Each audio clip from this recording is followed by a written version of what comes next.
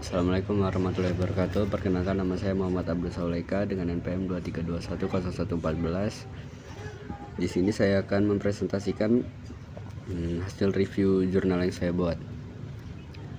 Jurnal yang saya review ini berjudul Analisis Perhitungan dan Pemotongan Pajak Penghasilan Pasal 21 pada Gaji Karyawan di PT Kereta Api Indonesia Drive 3 Palembang.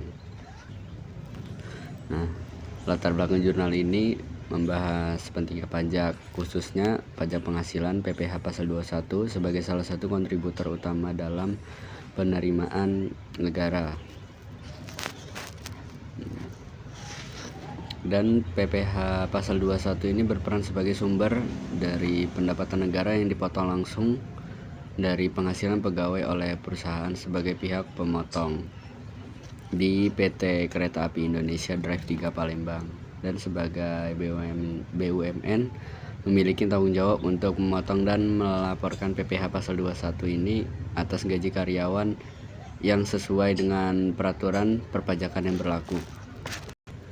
Nah, tujuan penelitian dari jurnal ini itu yang pertama, menganalisis bagaimana proses perhitungan PPh pasal 21 di PT Kereta Api Indonesia Drive 3 Palembang. Yang kedua ini, menilai apakah proses pemotongan yang dilakukan telah sesuai dengan ketentuan perpajakan yang berlaku. Berikutnya itu metode penelitian. Metode penelitian yang dipakai ini deskripsi kualitatif.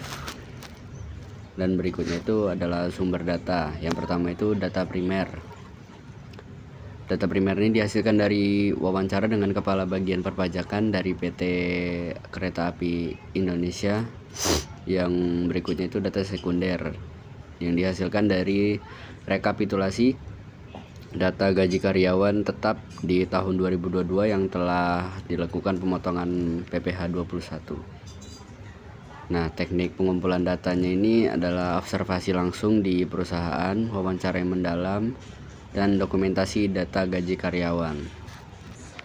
Berikutnya itu saya akan membacakan hasil dan pembahasan dari jurnal tersebut. Nah, PT KAI Drive 3 Palembang ini memiliki 2.695 pegawai yang keseluruhannya sudah memiliki NPWP masing-masing. Nah, perhitungan PPh 21 ini dilakukan atas penghasilan bruto yang mencakup gaji pokok, tunjangan jabatan, tunjangan lembur, dan bonus THR. Nah, berikutnya ini studi kasus. Nah, penelitian ini memaparkan dua contoh perhitungan PPh 21 karyawan. Misalnya yang pertama, karyawan 1 dengan status K2 menikah dan memiliki 2 tanggungan. Memiliki penghasilan bruto 256 juta lebih dan menghasilkan PKP 175 juta dan PPh 21 terutang sebesar 20 juta per tahun. Dan berikutnya karyawan 4 dengan status K3 memiliki penghasilan bruto 249 juta lebih dengan PKP 162 juta lebih dan PPh 21 terutang sebesar 18 juta per tahun. Nah, perhitungan ini menggunakan tarif PPh progresif. Yang pertama itu 5% untuk penghasilan sampai 60 juta. Berikutnya 15% untuk penghasilan 60 juta sampai 250 juta dan seterusnya. Hasil analisis ini menunjukkan bahwa perusahaan telah melakukan pemotongan sesuai ketentuan Undang-Undang Nomor 36 Tahun 2008 dan menggunakan tarif PTKP yang sesuai PMK Nomor 101 PMK 2016. Nah, yang selanjutnya ini adalah kekuatan dari jurnal yang saya review. Yang pertama itu aplikatif. Jadi penelitian ini sangat aplikatif karena langsung mengulas praktik di lapangan. Yang kedua itu data yang konkret. Data yang diambil adalah data aktual dari tahun 2022 sehingga hasil penelitian sangat relevan untuk kondisi terkini. Nah, berikutnya itu kepatuhan terhadap peraturan.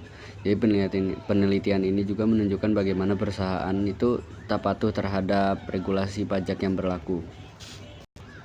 Selanjutnya itu kelemahan dari jurnal tersebut. Ya, yang pertama itu terbatasnya sampel. Jadi penelitian ini hanya memaparkan 2 contoh perhitungan saja.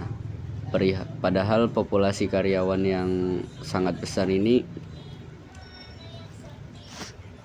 yang berjumlah 2.695 karyawan, sehingga keterwakilan data masih terbatas. Yang kedua itu minim analisis lanjutan. Tidak ada pembahasan lebih lanjut mengenai efisiensi pemotongan pajak atau dampaknya terhadap kepatuhan dan beban administrasi perusahaan.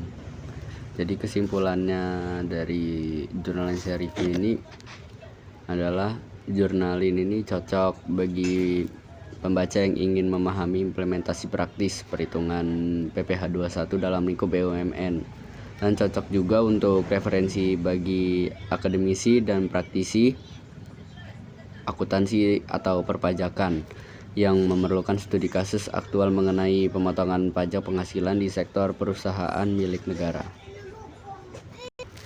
Berikut presentasi yang bisa saya sampaikan.